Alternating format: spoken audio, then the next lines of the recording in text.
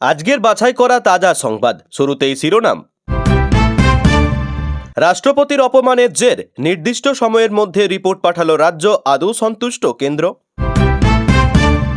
রাষ্ট্রপতির অপমানের শুধুই পোস্ট নয়, এবার দিল্লির সভা থেকে তৃণমূলের পতনের হুঙ্কার মোদির।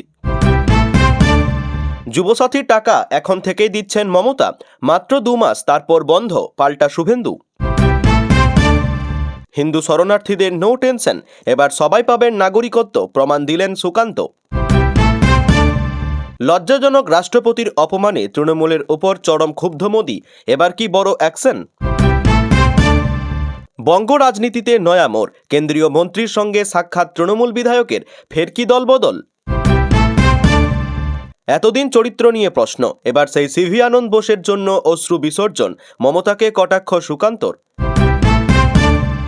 জ্ঞানেশ কুমার পৌঁছলেন কলকাতায়, বিমানবন্দরের বাইরে কালো পতাকা, গো ব্যাক স্লোগান। ইসরায়েলি হামলায় জ্বলছে তেহরান, তেল ডিপোয় বিস্ফোরণে আকাশ জুড়ে তৈল বৃষ্টি, অন্ধকারে ডুবল ইরান। রাষ্ট্রপতিকে আসলে কারা অসম্মান করে, এই ছবি তার প্রমাণ, ধর্ণা মঞ্চ থেকে পাল্টা আক্রমণ মমতার।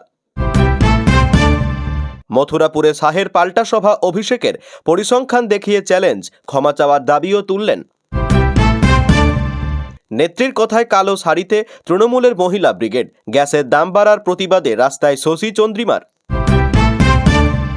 একদিনের মধ্যেই অবস্থান বদল ইরানের, কুয়েত বিমানবন্দরে হামলা, 15টি শত্রু ড্রোন ধ্বংস করল সৌদি। এই জয়ই বলে দিচ্ছে ভারতের দলগত দক্ষতা কতখানি, বিশ্বজয়ী সূর্যদেব নিয়ে গর্বিত মোদি মমতা। সিপিএম এবং বিজেপি একই, রামবামকে এক আসনে বসিয়ে রাহুলের তোপ, ওরা সিজেপি। মহিলাদের জন্য দারুণ সুখবর, চাকরি না থাকলেও এবার থেকে মাসে 7,000 টাকা পর্যন্ত আয়ের সুযোগ, যোগ্যতা কি জানুন। কালো শাড়িতে রাস্তায় তৃণমূলের মহিলা ব্রিগেড, গ্যাসের দাম বাড়ার প্রতিবাদে থালা বাসন বাজিয়ে শুরু বিক্ষোভ। শান্তিপুরে প্রকাশ্য রাস্তায় কাঠের উনুনে রান্না করে গ্যাসের মূল্য বৃদ্ধির প্রতিবাদ গৃহিণীদের। প্রধানমন্ত্রীকে পদত্যাগ করতে বলুন, জ্ঞানেশ কুমার মোদিকে তোপ মমতার। আর খেলা হবে না, শাহকে তুলোধনা করে খেলা শেষের বার্তা অভিষেকের। রাজ্য চাইলেই বাংলায় গ্যাসের দাম বেশ কিছুটা কমতে পারে, কিভাবে বুঝিয়ে দিলেন অধীর। প্রিয় দর্শক, এবার আসছি বিস্তারিত খবরে। এদিন বাংলার মাটিতে যে ঘটনা ঘটে গিয়েছে, যেভাবে রাষ্ট্রপতি দ্রৌপদী মুর্মুর অপমান হয়েছে, তা গোটা দেশের কাছে লজ্জার বিষয়। বাংলার প্রশাসনের কাছ থেকে যে এই আশা কেউ করেনি, তা বলাই যায়। কিন্তু তারপরেও মমতা বন্দ্যোপাধ্যায় বড় বড় গলায় আবার দাবি করছেন যে তিনি মানুষের জন্য ধর্ণা দিচ্ছেন, তাই রাষ্ট্রপতি যখন আসছেন তখন তাকে যদি সেখানেই যেতে হয়, তাহলে তিনি মানুষের জন্য কাজ করবেন কি করে? অন্যদিকে রাষ্ট্রপতি দ্রৌপদী মুর্মু তার অনুষ্ঠানের স্থল পরিবর্তন করা থেকে শুরু করে প্রশাসনের অসহযোগিতা, এমনকি তিনি যখন আসছেন তখন প্রোটোকল অনুযায়ী রাজ্যের মুখ্যমন্ত্রী বা মন্ত্রিসভার কোনো সদস্য না আসায় রীতিমতো হতাশা প্রকাশ করেছেন, যার পরিপ্রেক্ষিতে কেন্দ্রীয় সরকারের পক্ষ থেকে প্রধানমন্ত্রী থেকে শুরু করে স্বরাষ্ট্রমন্ত্রী গোটা ঘটনায় নিন্দা করে সোশ্যাল মিডিয়ায় পোস্ট করেছিলেন। এমনকি কেন্দ্রীয় স্বরাষ্ট্রমন্ত্রকের পক্ষ থেকে রাষ্ট্রপতির অপমানের পরিপ্রেক্ষিতে রাজ্যের মুখ্য সচিবের কাছে রিপোর্ট চাওয়া হয়েছে। আর এসবের মধ্যেই সোশ্যাল মিডিয়ায় পোস্টের পর এবার গোটা ঘটনায় রাষ্ট্রপতির অপমানের বিরুদ্ধে সোচ্চার হয়ে তৃণমূলের পতনের হুঙ্কার দিলেন প্রধানমন্ত্রী নরেন্দ্র মোদী। এই রাজ্যের তৃণমূল সরকার বিরোধীদের কোনো কর্মসূচি করতে দেয় না, এমনকি কেন্দ্রীয় সরকারের নেতা মন্ত্রীরাও যদি রাজ্যে আসে তাহলেও তাদের সবসময় অসহযোগিতা করা হয়। এটাই এই রাজ্যের মানুষ থেকে শুরু করে বিরোধী দল দেখতে অভ্যস্ত হয়ে গিয়েছে। কিন্তু দেশের সর্বোচ্চ পদে আসীন রাষ্ট্রপতির সঙ্গেও এই তৃণমূল কংগ্রেস এবং তাদের প্রশাসন রাজনৈতিক আঙ্গিকে দুর্ব্যবহার করবে, এটা সত্যিই কেউ আশা করেনি। আসলে দীর্ঘদিন তৃণমূলের ক্ষমতায় বসে থেকে যে ঔদ্ধত্য হয়েছে, তাতে তারা এবার সমস্ত সীমা লঙ্ঘন করে গিয়েছে। গতকাল সোশ্যাল মিডিয়ায় রাষ্ট্রপতির অপমানের পরিপ্রেক্ষিতে তৃণমূলকে কড়া ভাষায় আক্রমণ করেছিলেন প্রধানমন্ত্রী নরেন্দ্র মোদী। তবে শুধুমাত্র সোশ্যাল মিডিয়ায় পোস্ট করেই থেমে থাকলেন না তিনি। আজ দিল্লির একটি কর্মসূচি থেকে বক্তব্য রাখতে গিয়ে বাংলার প্রসঙ্গের কথা তুলে ধরে রাষ্ট্রপতির অপমানের বিরুদ্ধে তৃণমূলকে রীতিমতো কড়া ভাষায় নিশানা করলেন নরেন্দ্র মোদী। এদিন দিল্লির একটি কর্মসূচিতে থেকে রাষ্ট্রপতির বাংলায় অপমান নিয়ে সোচ্চার হন প্রধানমন্ত্রী নরেন্দ্র মোদী। তিনি বলেন, পশ্চিমবঙ্গে আদিবাসী সমাজের অনুষ্ঠানে গিয়ে বাধার মুখে পড়তে হয়েছে রাষ্ট্রপতিকে। রাষ্ট্রপতির অনুষ্ঠানে অনেক আদিবাসীকে ঢুকতে দেওয়া হয়নি। এটা গণতন্ত্রের জন্য অত্যন্ত লজ্জার। রাষ্ট্রপতিকে অপমান করেছে তৃণমূল সরকার, আর রাষ্ট্রপতিকে অপমান করা মানে এটা দেশের সংবিধানকে অপমান করা। ক্ষমতার ঔদ্ধত্যে তৃণমূলের পতন হবে। অহংকারী এই পতনের মূল কারণ। এই রাজ্যের মুখ্যমন্ত্রী একেবারে নিশ্চিত হয়ে গিয়েছেন তিনি ক্ষমতায় আসছেন না, আর সেই কারণেই প্রথমের রাজ্য বাজেটে বেকার যুবক যুবতীদের জন্য যুবসাথী প্রকল্পের ঘোষণা করেছিলেন। তারপর সেখানে বলেছিলেন যে ক্ষমতায় আসার পর ফেব্রুয়ারি মাস থেকে এই টাকা দেওয়া হবে। পরবর্তীতে কিছুদিন আগে তিনি সেই সময়সীমা এগিয়ে নিয়ে এসে এপ্রিল মাস থেকে টাকা দেওয়া হবে বলে জানিয়েছিলেন। আর গতকাল ধর্ণা মঞ্চ থেকে মুখ্যমন্ত্রী জানিয়ে দিলেন যে আজ থেকেই এই যুবসাথী প্রকল্পের টাকা দেওয়া হবে।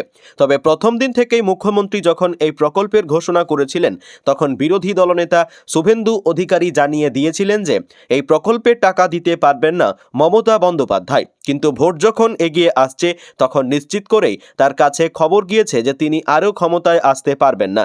এমনকি যুবসাথী প্রকল্প ঘোষণা করেও বেকার যুবক যুবতীরা তার দলকে ভোট দেবে না। আর সেই কারণেই আরও এগিয়ে এই প্রকল্পের সুবিধা নিয়ে আসার জন্য মুখ্যমন্ত্রীর গতকালের এই ঘোষণা বলেই মনে করছে বিরোধীরা। তবে যতই মুখ্যমন্ত্রী এই যুবসাথী প্রকল্পের টাকা এখন থেকে দেওয়ার চেষ্টা করুন না কেন, এর ভ্যালিডিটি মাত্র 2 মাস। তাই 2 মাস পর আর কেউ এই টাকা পাবেন না বলেও পাল্টা দাবি করলেন রাজ্যের বিরোধী দলনেতা শুভেন্দু অধিকারী।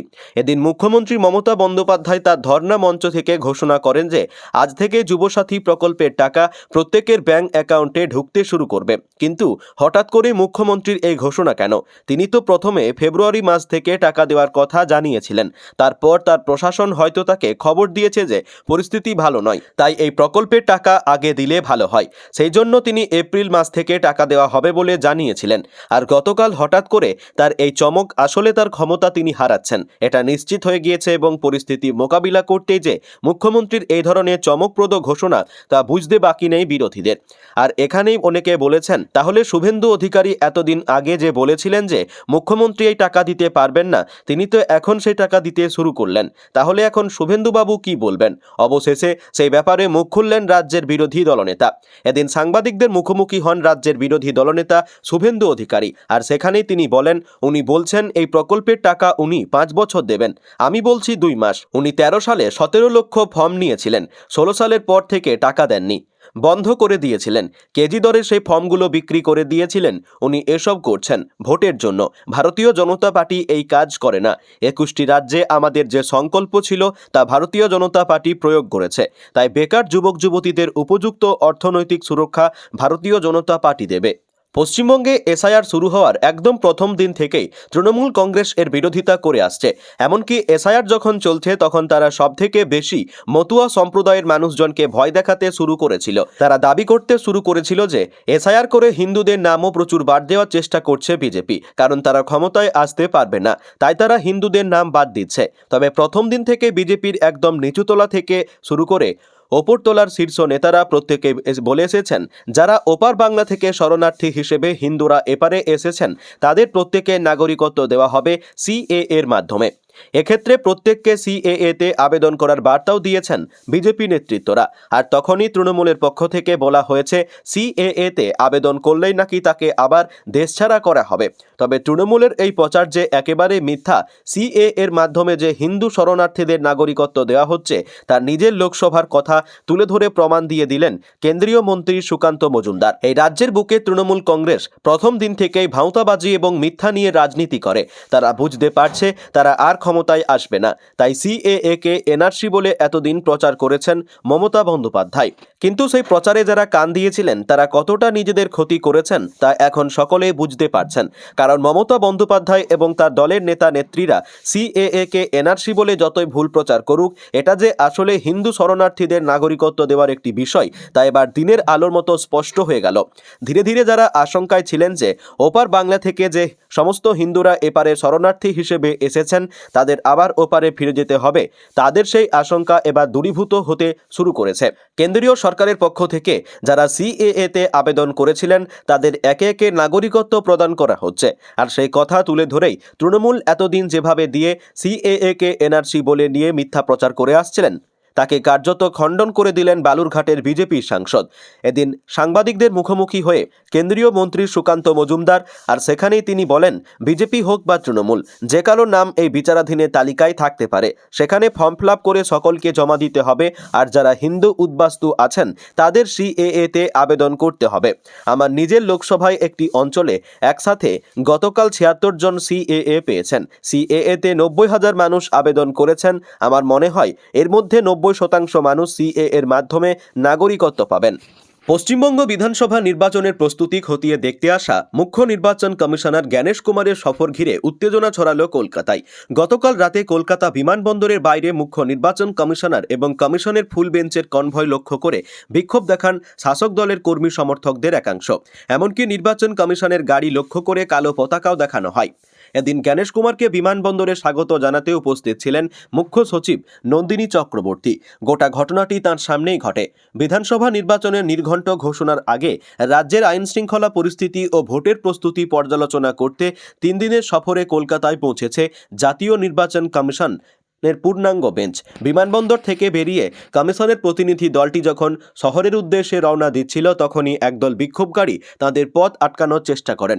বিক্ষোভকারীদের হাতে ছিল কালো পতাকা এবং মুখে ছিল গো ব্যাক স্লোগান। পুলিশের তৎপরতায় পরিস্থিতি দ্রুত নিয়ন্ত্রণে এলেও কমিশনের সফর ঘিরে শুরুতেই এই বিক্ষোভ বুঝিয়ে দিল আগামী দুদিন পরিবেশ কতটা ভারী থাকবে। কলকাতা সফরকালে মুখ্য নির্বাচন কমিশনার নেতৃত্বে প্রতিনিধি দলটি রাজ্য প্রশাসনের শীর্ষ কর্তাদের সঙ্গে একাধিক বৈঠক করবে। তার মধ্যে রয়েছে রাজনৈতিক দলগুলোর সঙ্গে বৈঠক।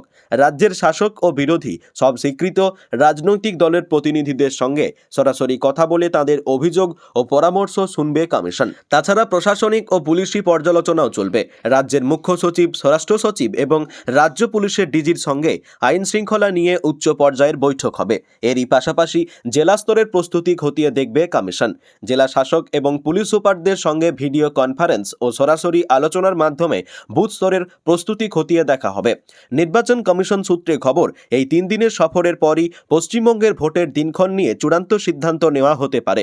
তবে সফরের শুরুতেই এমন বিক্ষোভের ঘটনা কমিশনের নিরাপত্তা এবং আগামী নির্বাচনী আবহে এক বিশেষ মাত্রা যোগ করল। দেশজুড়ে বিজেপিকে হারাতে একজোট হওয়ার চেষ্টা করছে বিরোধী দলগুলি।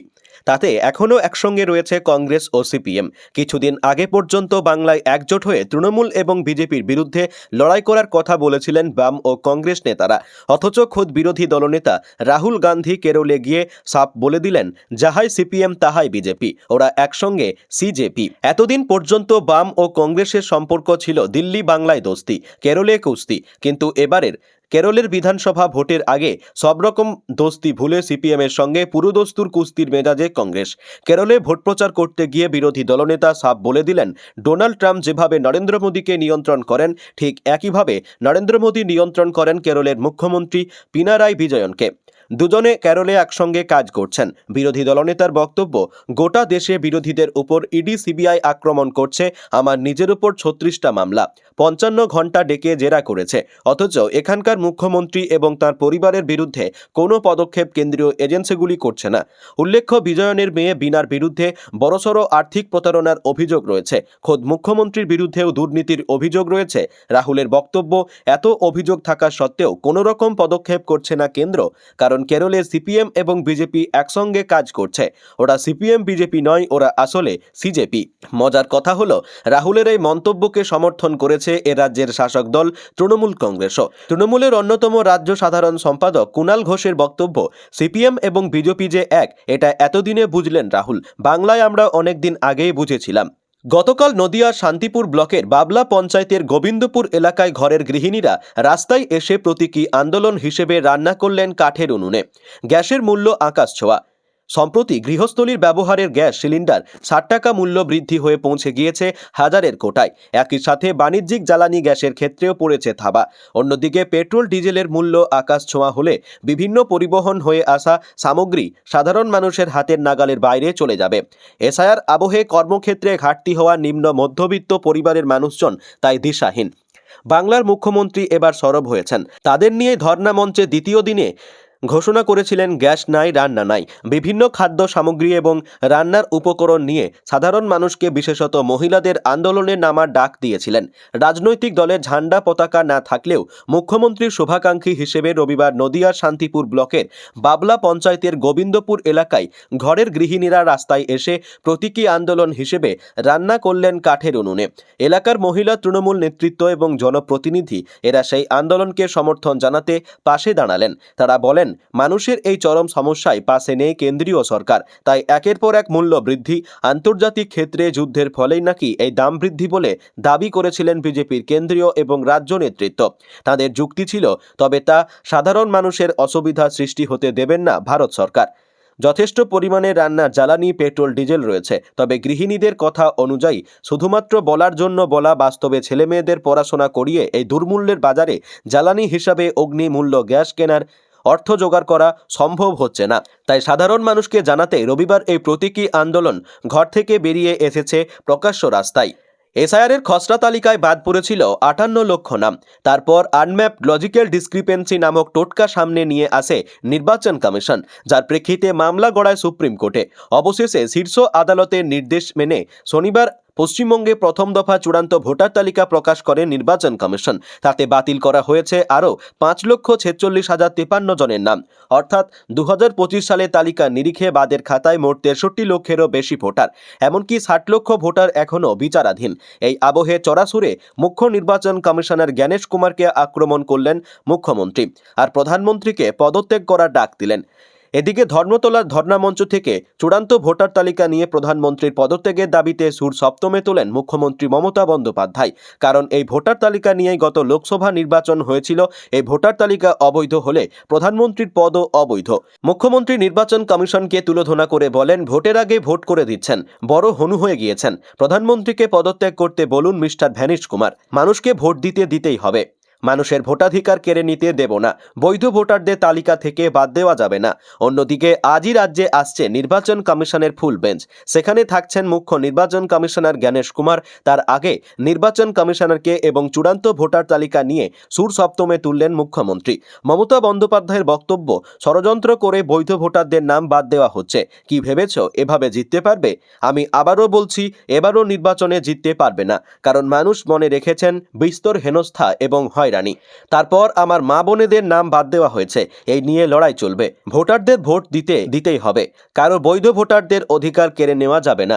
এছাড়া বিজেপি বরাবরই মিথ্যে প্রচার করে বলে কটাক্ষ করেছেন মুখ্যমন্ত্রী। আর ভোটার তালিকা থেকে বৈধ ভোটারদের নাম বাদ গেলে শেষ দেখে ছাড়বেন বলেও সুর চড়িয়েছেন তিনি। মমতা বন্দ্যোপাধ্যায়ের কথাই বিজেপি বিচ্ছিরি প্রচার করছে। ওরা চিরকালই নেগেটিভ। বাঙালিদের থেকেও অনেক বেশি দুর্গাপুজো করে। ওরা তাদের কাছে গিয়ে বলছে আমি নাকি এই রাজ্যে সব মুসলমান ঢুকিয়ে দিয়েছি। আচ্ছা, দেশ যখন স্বাধীন হয়েছে তখন কি আমি জন্মেছিলাম? আসলে ওরা সাইক্রিয়াটিক রোগী। এসআইআর করে নাম কেটে দিচ্ছে, ভোটের আগে ভোট করে দিচ্ছে। আসলে ওরা মহিলাদের পছন্দ করে না, বেছে বেছে তাই মহিলাদের নাম কাটছে। আমার বাড়ির একটি মেয়ের বিয়ে হয়েছে, নাম ঠিকানা বদলেছে, তার নামও কেটে দিয়েছে। মাথায় রাখবেন, মানুষকে ভোট দিতেই হবে। ভোটাধিকার কেড়ে নিতে দেব না। কিসের লজিক্যাল ডিসক্রিপেন্সি? এই ভোটার তালিকা যদি অবৈধ হয় তাহলে প্রধানমন্ত্রীকে পদত্যাগ করতে বলুন, তিনিও অবৈধ।